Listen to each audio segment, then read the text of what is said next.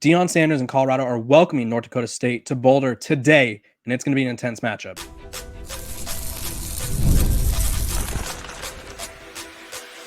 You are Locked On Buffs, your daily podcast on the Colorado Buffaloes, part of the Locked On Podcast Network, your team every day. Welcome to Locked On Buffs. I am your host, Kevin Borba. Today's episode is brought to you by 5 Hour Energy. 5 Hour Energy fixes tired fast. With zero sugar and a convenient portable size, it's the perfect pick-me-up for getting stuff done. Go to 5hourenergy.com and use promo code LOCKEDONCFB to receive 20% off your order. This offer is only valid until September 30th and on one order. It cannot be used with other promotions. Go to 5hourenergy.com today. We are also brought to you by the Locked On Podcast Network. It's your team every day for free and available wherever you get your podcasts. And who doesn't love free things? So thank you guys for tuning in. Joining me today is my FCS insider, Zach McKinnell. Zach, how are you doing? Man, doing good. We finally get some football. I think it was a great start to the season last weekend. FCS kind of got to be in the spotlight. Lots of games, lots of teams that, really wouldn't be on ESPN, ABC, otherwise other than week 0, man. And we got some big matchups this week, man, including this one we're going to talk about today. Exactly. Zach is my go-to for everything FCS. And we're going to be talking about arguably the biggest program of the FCS, right? Kind of like the cream of the crop, if you will, North Dakota State. So they're coming to Boulder. And I talked about on yesterday's episode, it's kind of a Deion Sanders versus college football mindset where everyone around the country outside of Boulder and the fans that Deion Sanders has want North Dakota State to win so badly. But what people don't realize is, one, and I'm sure you'll get to this, they're missing a key player, right? We're missing an All-American safety, and they have a first-time head coach. So talk to me about this new North Dakota State. Are we expecting a drop off? Are we expecting a similar schemes? Tell me about everything. So I don't think you're going to get a drop off or a change in scheme. You got to think Tim Polasek was with this team throughout their championship run. He got there, I think, as a grad assistant in 2006, was there for, I think, 3 to 4 national titles in 2 different stints with a break in between where he went to Northern Illinois for, I think, a year, won the conference championship his 1 year at Northern Illinois as an assistant.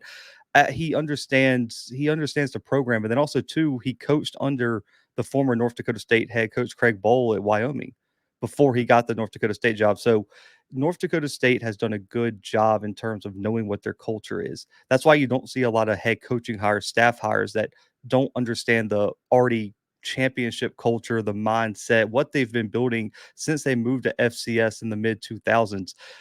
You look at some of their recent hires, everyone thought it was going to fall off a cliff when Craig Bowl left. It didn't. They just kept rolling. Everyone thought after each head coach left, it's like, oh, well, this is when North Dakota State's dynasty ends, and it just hasn't.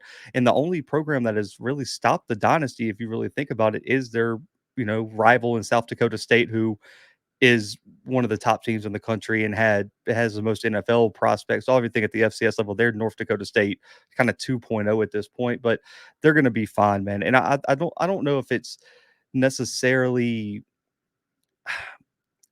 It's not going to be a different program because they have so many returning starters. You mentioned Cole Wisniewski's out, All-American safety. That's a massive loss. The kid led the nation in picks. They had 8 interceptions last year, but also 2, they're also going to be missing their starting running back. That came out earlier this week. Now I think that might be a bigger loss just because you lose your top rusher from last year in Tamarick Williams. So now you already kind of had a question mark at running back. Now you have a bigger question mark at running back. I think you're going to see some true freshmen maybe get some burn. They signed 2 kids who were 3-star prospects over the past 2-3 years at a redshirt or true freshmen. They're probably going to get some play. And then also, too, they have a backup quarterback in Cole Payton who acts like a running back and is extremely explosive, can create big plays in any given moment, had a massive playoff game against South Dakota last year. So they still have weapons. It's just when I look at the matchup against Colorado, losing your starting safety is probably the worst position to lose it at, just because Colorado is going to spread you out. They have weapons on the outside for Shedeur Sanders, and you just need that experience in the back end of your defense that now you might have a good player there, but you don't have an elite player at that position anymore. Right. I think especially when you lose an All-American player, that's always worst case scenario. But when you know that this team is going to air that thing out and they got receivers all over the place, that's a tough case scenario. You talked about the other quarterback, and I thought something that was interesting. You look at sort of the stat line for their quarterback last year, their starting quarterback, you're like, oh, this dude's tearing it up, right? but that's not his game. His game's not to pick you apart with his arm. He's kind of a mobile, sort of do it all type of guy, and they will use a 2 quarterback system. So give me a little more on what to expect, because I think I'll make a rough estimation. We'll call it a guesstimation. Say 75% of the people that will watch the game tomorrow have probably never watched North Dakota State play football before, which is fine. Not everyone's dialed into the FCS playoff like us. But tell me what we're going to see tomorrow from North Dakota State. Or today, excuse me. I still think Cam Miller's going to play somewhere around 80-90% of the snaps. Like they more use Cole Payton as almost like a wildcat. Just consider him a running back for right now. They just haven't, unless they play like a completely overmatched opponent, they just haven't trusted him to throw it yet. And the kid's super talented. Was, I think, the Gatorade Player of the Year out of Nebraska when he came out. Extremely talented guy. Rushed for almost 1,000 yards and 17 touchdowns in a reserve role, which is insane to think about. He's a big kid, physical. But the thing with the starter Cam Miller is it's just a definition of efficient, where he doesn't make a lot of mistakes, but he's not going to take the top off.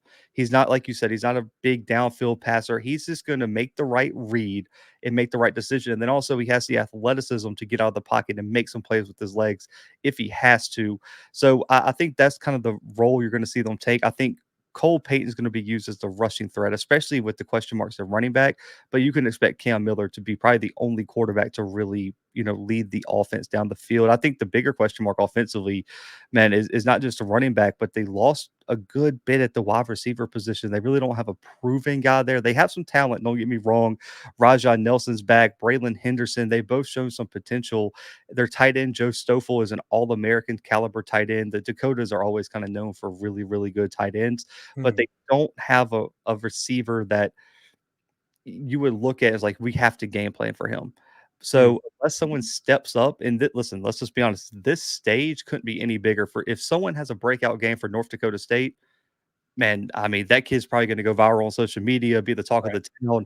Everyone's going to be like, why has he hit the portal yet? How much in you know how it goes nowadays on social media. So this is the perfect stage for it. But going into the game, we don't really know what North Dakota State's going to have at wide receiver or running back.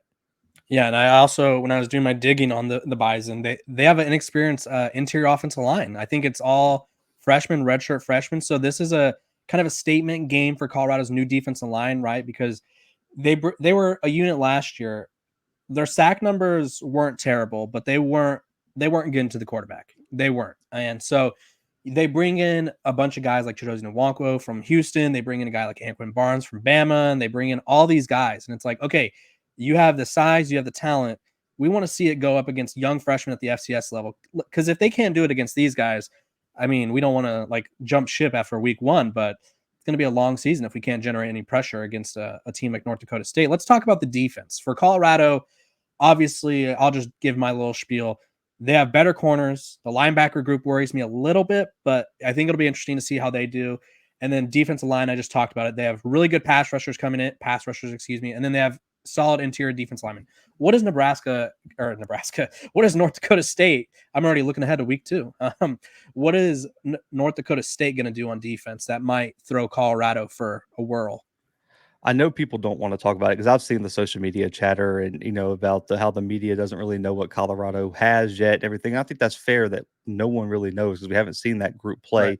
And in offensive line, you can have the individual talent. If the unit doesn't gel, well, we're going to have a whole different conversation about how talented that front five is. I do think this is going to be a very good test, contrary to, maybe belief in the media, that North Dakota State's defensive line is extremely experienced. And they have some guys that can really go make a play. Now, Dylan Hendricks had really kind of put together his breakout season. Throughout the FCS playoffs, man, was just making plays. He's a big physical guy off the edge, fundamentally sound, good against the run.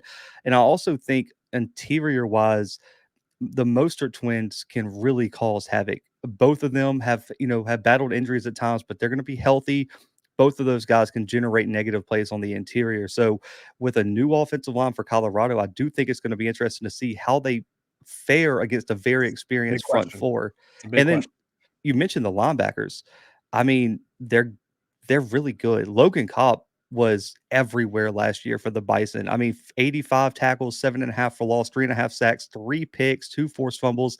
loaded the stat box. Super athletic kid. I think they're gonna. I'm interested to see how they use him in his role without Cole Wisniewski in the back end. I wonder if they're going to be as aggressive with him and let him go get the ball carrier. But they are not afraid to use him on blitzes. He's not afraid to. He's good from sideline to sideline. They got some depth behind him that is really impressive. So the front seven is probably the strength of this North Dakota State team. So I do think it's going to be a really good test for Colorado in terms of pass protection, because they got some guys who, if they pin their ears back, they'll get after Shador. And then two, can they run the football? Because that was another big thing with Colorado last year, is they were not very effective running the football. So if Colorado comes out early and can't run the football, still has issues protecting Shador, this game could be a little bit interesting. Yeah, the spread on ESPN right now, it's at 10, I believe. So it's going to be a close one. We talk about the SPF or SP plus, excuse me, SPF. We're talking sunscreen out here. If you want our best sunscreen analysis, let us know. But the SP plus rating or model from ESPN, they had Colorado winning 34-32, which is very close. That kind of screams uncomfortable. That screams to me the offensive line isn't blocking, the rushing attack isn't what they had hoped, and then the defense is struggling as well to stop the run, because I do think that's where Colorado would get hurt, which we'll talk about later. But there was something that you brought up that really stood out to me, and it was the offensive line not holding up in the run game. And those are my two biggest questions about Colorado, because, and let me preface this before I dive in, before people get all mad, this offensive line is way better than last year's. I think me and Zach probably could have got a few sacks on last year's offensive line. I won't lie to you. But there's 5 new guys, or we'll call 4 new guys. Hank Zelinkus is back, but he hasn't played with any of these guys before, so that doesn't really matter. And then the running back room, they brought in Dallin Hayden from Ohio State. They brought in an Arkansas transfer, but it seems like Charlie Offerdahl, the former walk-on, is going to get the starting nod. So what does that tell us about this running back room? What does this tell us about this offensive line? We don't know enough yet, but I do think it'll be interesting, because again, you don't want to base everything off week 1 or week 0, because it honestly seems like a tune-up game for everyone, or a shaking of the rust off. But if Colorado doesn't get things going right away, it'll be a little loud on social media, don't you think? Yeah. I don't even think you have any idea what's coming if that happens. I mean, this goes back to, I don't think people understand this. Now, people who followed Deion at Jackson State remember this, but there was a massive debate where it was actually, so I interviewed the AD for North Dakota State, and he said he reached out to Jackson when they hired Deion and asked to play them in a home and home. They denied. So there was this whole talk about Deion ducking North Dakota State at the FCS level. He didn't want to play anybody good. So this has been a long time coming, and North Dakota State fans have been very vocal about that he didn't want to play them while he was at the FCS level. Okay. And so they're going to be motivated. And also, too, let's just be honest, his departure from Jackson wasn't spectacular. And I said this on the show earlier today, there might not be a bigger contingency of fans rooting against Colorado than Jackson State fans. And Really?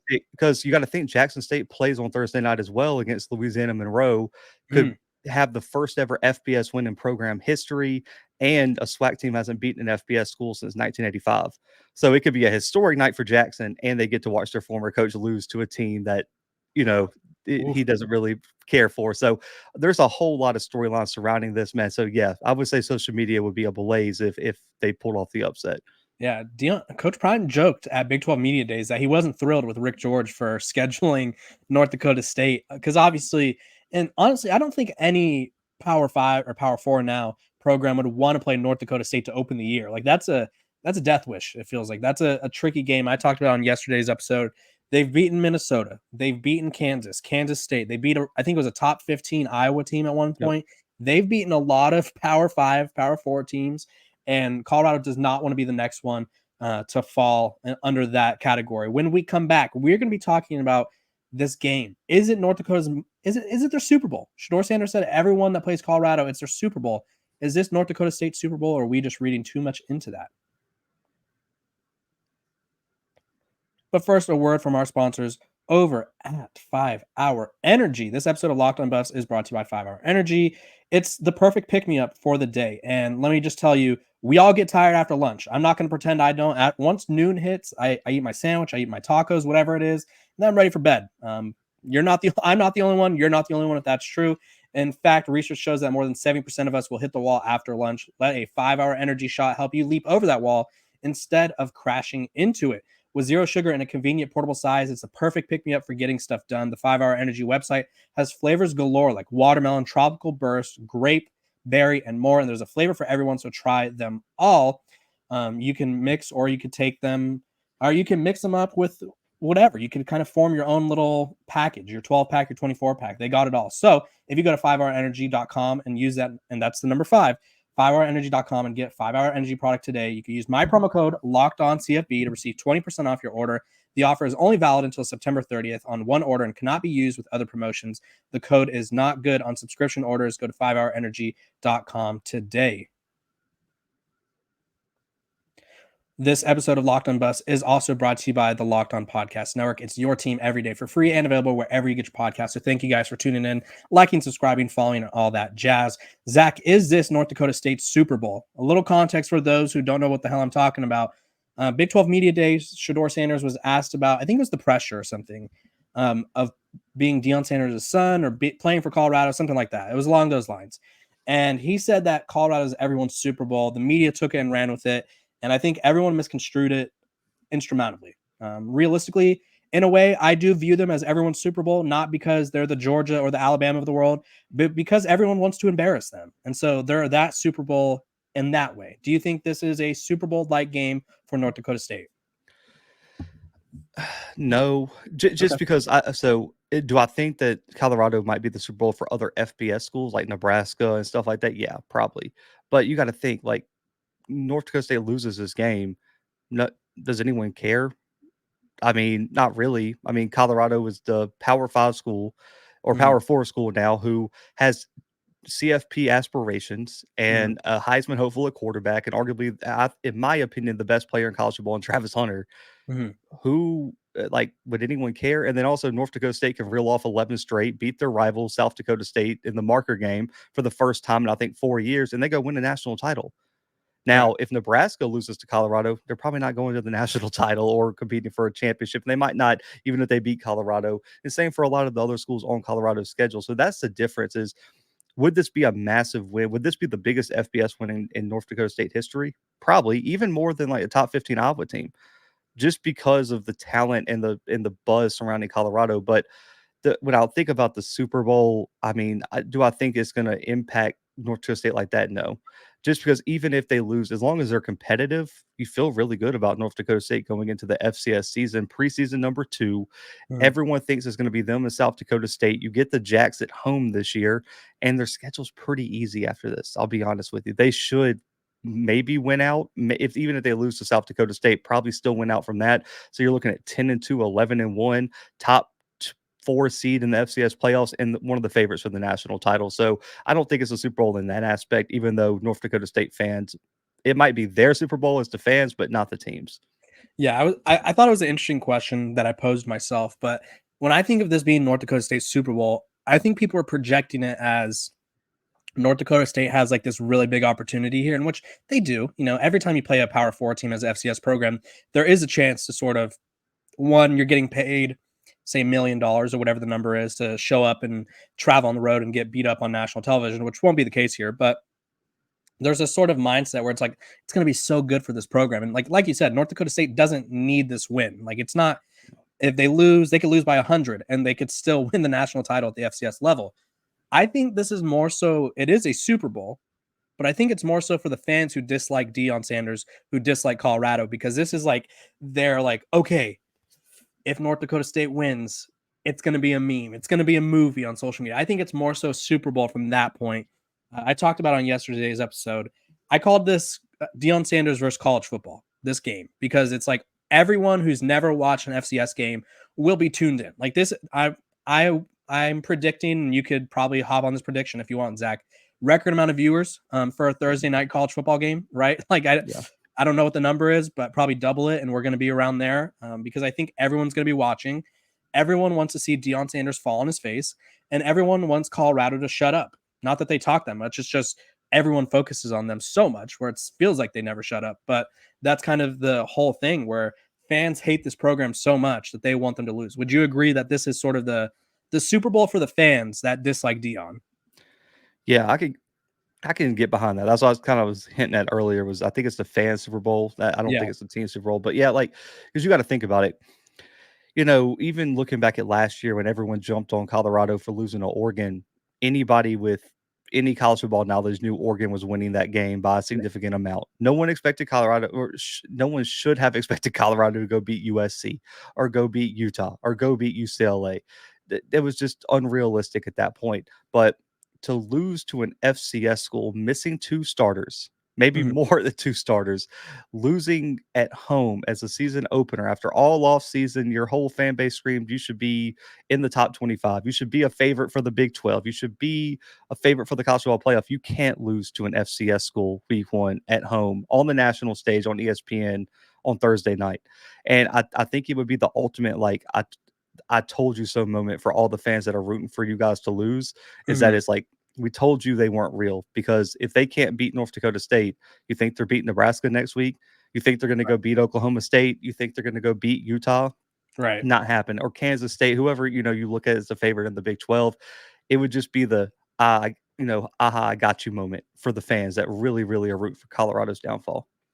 Yeah, it's definitely more of a fan built up um narrative, if you will, because like we've said, people don't like Deion Sanders, whether it's because he talks a lot, whether it's because of other reasons that we shouldn't dislike people for. People don't like him, and people don't like his program because of that. And so this is a major opportunity for the quote unquote haters to get active on social media.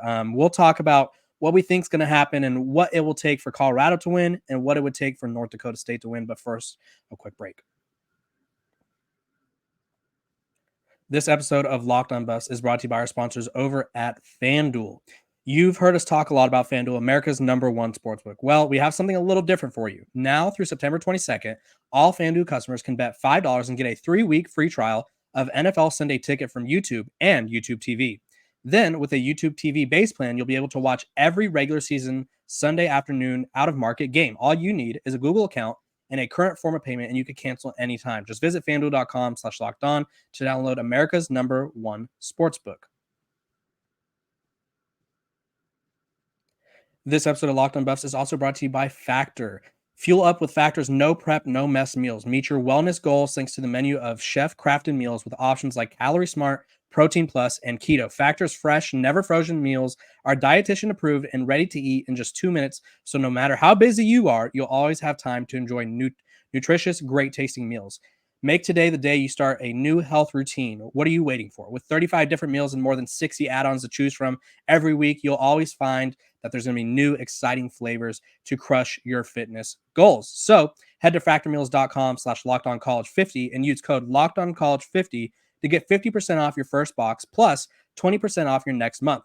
That's code lockedoncollege50 at factormeals.com/lockedoncollege50 to get 50% off your first box plus 20% off your next month while your subscription is active. Welcome back to Locked on Buffs. We're free and available wherever you get your podcasts. Thank you guys for making us your first listen of the day. We are talking about the week 1 matchup between Colorado, North Dakota State. It's going to happen tonight in Boulder. I'll give you a little weather breakdown, Zach. I'll play weatherman for you. I'll give you all the scenarios so that way there's no surprises. So 5 p.m. Pacific time, 8 p.m. Eastern time. Subtract 2 to find out whatever time that is in Central Time. I don't care. It's a fake time zone. It's the worst time zone. It's in Boulder, Colorado. 87 degrees, sunny. It's going to be nice. A lot of people are going to be watching this game. Colorado favored by 10. Over-unders at 16.5. So we'll start with North Dakota State because I feel like that'd be the bigger story if they won. If North Dakota State wins, or North Dakota State wins like what happens if they win in terms of like what did they do correct? You got to dominate the time of possession. And Okay. that's kind of been the game plan. So if you go back and really study the FBS wins that North Dakota State's had, they just run the football and they suffocate you. And what they're going to do is the two best players on the Travis plays best way. So the second best player on the team is Shedeur Right. Sanders will be sitting on the bench Mhm. the whole game. That's what they're going to do. They're going to just keep you on the sideline. We don't know if we can stop you defensively. Well, guess what? Your offense is going to have fun drinking water, watching the game on the scoreboard. That's what they're going to try to do. They're just going to try to suck the air out of the stadium. Because, Kevin, you know this. It gets exhausting watching 16 play 87-yard drives that eat up the clock. That just demoralizes a team when you just can't stop them and they're averaging 4 or 5 yards per carry. That's the game plan. The other thing is they can't turn the football over. I think for them to win this game, 0 turnovers is the mark. If you turn the football over and give Shador a short field, it's a Right. wrap. Like It'd be hard for them to match. Say Colorado scores every time and it's 0-0, and then all of a sudden it's 14-0. If we're talking about them wanting to control time of possession, that's out of their comfort zone, right? the other thing is get to the quarterback. Okay. There needs to be a massive, massive target on Shador Sanders. You got to get to 2, because if you don't get to 2, he's gonna pick the secondary apart. And we've seen that. Even going back to Jackson, the games that Shador didn't play well, he wasn't protected well. The games he didn't play well at Colorado last year, he wasn't protected well. That's the game plan. You've got an experienced defensive line. Dylan Hendricks, Eli Mostert, Will Mostert, Logan Kopp, all those guys, they just got to go get number 2. That's the guy that you have to stop. And because if you get to him, you take Travis out of the game offensively. You take all the other weapons on the outside away, and you kind of demoralize that team. Because let's just be honest, you saw it wear on Shador last year. Once that offensive line, like when people realized how bad they were, when you got up to 30, 40 sacks, Shador was like, man, what am I going to do? Yeah. Like, I mean, he was just getting, and it was really, really upsetting to watch sometimes as a former O lineman. Like, it was just not good play. But what happens if they come out in the first half, Kevin, and they give up 6 sacks? Yeah. Honestly, the offensive line, for this hypothetical, we're pretending that it's the same as last year, essentially, where they're just getting blown by every play. I think if you're Colorado, you kind of have to be worried, right? Like the whole thing this offseason was you bring in all these offensive linemen. I think the number of new offensive linemen is around. There was a new one yesterday. A high school recruit that was like under the radar. Like they just added him to the roster all of a sudden. I want to say it's around 17. There's like 17 new offensive line bodies in this room. That's my rough estimation. It's around there. If they don't have a combination in there that could protect Shador Sanders, this team is limited, right? Shador Sanders, I think alone is worth 3 to 4 wins if he's standing upright. Like I say this all the time about last year. He was sacked 52 times, right? If you tell me that you're like subtract 30 from that and he's still sacked 20 times. But if you're telling me that you give Shador Sanders 30 extra plays, Colorado's an 8-9 win team, maybe like that's a huge difference. And so if they aren't able to protect him, you got to panic again. And then if they can't protect him, do they have a run game? Like that's a whole thing. That's a worrisome sort of hypothetical there. I feel like the line will be better. I think this is a good litmus test for Colorado because, like you said, they have really good pass rushers on this team. And honestly, the last time Colorado faced a defensive line with twins, UCLA, they gave up 7 sacks. Not that that's a real metric, but you never know. That twin telepathy could be a thing. But if you just can't protect Shador, it's a little worrisome. So North Dakota State's keys, to summarize what you said, obviously control the time of possession, get to the quarterback, and then protect the ball, right? Yep. Okay, I'm going to give my 3 keys for Colorado.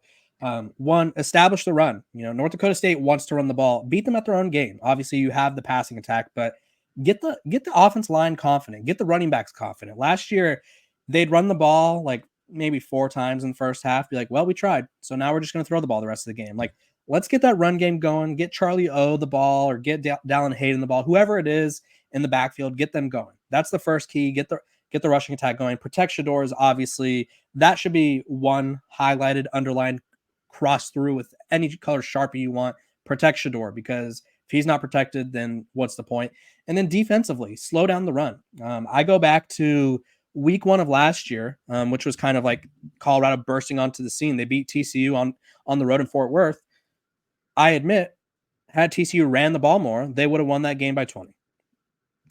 Trey Sanders was torching them, but for some reason they were like, hey, Chandler Morris, we really want you to test Travis Hunter. And guess what? It didn't work. And so stop the run. This is on the defensive front. This is on the linebackers. If you could slow down the run, it makes life easier. And then this is sort of an emotional one that I've talked about a lot with Colorado. Don't get rattled. Don't get rattled easily. I'm not going to say don't get rattled. Don't get rattled easily. I think after they started off 3-0 last year, anytime they started losing in games, it felt like, oh, hands are in the air. Like, oh, what do we do now? Like, it felt like it was hopeless after a certain point.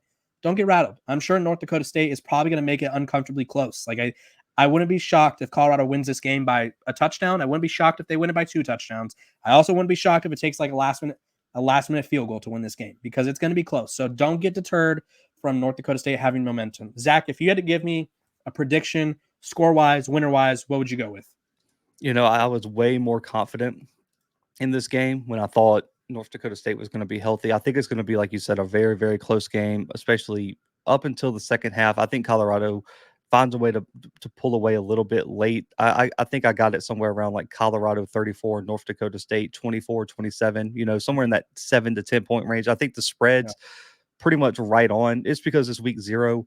Week 1. So you really don't know what these teams are going to look like. I think there's going to be growing pains for both teams because Colorado's got a whole lot of new players and North Dakota State has some new guys stepping into starting roles, first-time head coach, like you said. So I think it's going to be a slow first half, low-scoring first half. But like I've said on it, a lot of shows this week that I've done on Colorado, North Dakota State, when you look at the games that they got beat last year, outside of, like giving up South Dakota State and Montana State being able to run the football really, really well, even though they escaped Montana State due to a blocked extra point, they got spread out. And that was the issue.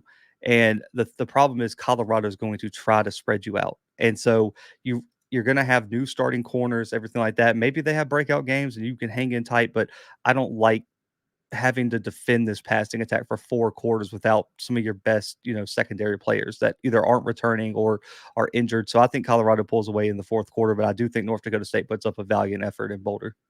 Yeah, I think if you're Colorado, you got to lean on the passing attack a little bit. Obviously, you want to run the ball just for the sake of a balanced offense, but I think Colorado wins. I'm kind of right there with you. I'm going 31, sort of 22-ish around there, we'll just call it, because I do think it's going to be uncomfortably close. And I think people are going to hate on Colorado for that. And I don't think that's fair, but obviously that's just a little disrespect towards North Dakota State, not really understanding how good they are. But if you're Colorado, establish the run, but obviously go where your strengths are. You have 4 receivers. You have Travis Hunter, you have Will Shepard, you have LeJontay Wester, and then you have Jimmy Horn, who are all number 1 caliber receivers. So get them the ball, let them do their thing. It's going to be a really exciting game. College football is finally back. Thank you, Zach, for joining us. Tell the people where they could find you, what you're working on, and all that, so that way they can keep up with your FCS coverage and other stuff as well. For sure, man. You can find us at FCS Football Central, si.com/college/FCS. You can find us on the Blue Bloods. Myself, my co-host, Coach Leroy Frederick, assistant head coach down at Alcorn State. My audio podcast host, Timothy Rosario. And we got our lead draft analyst, Gerald Huggins, man, who's one of the lead scouts for the Shrine Bowl. So we got a full team over there. Lots of content. And obviously my handle's down below, just Zach McKinnell. But Kevin, man, as always, I appreciate you. Yeah, thanks for hopping on. It's been a blast. Let's do this again sometime, and let's see how this game shakes out for the Colorado Buffaloes. This has been another episode of Locked On Buffs.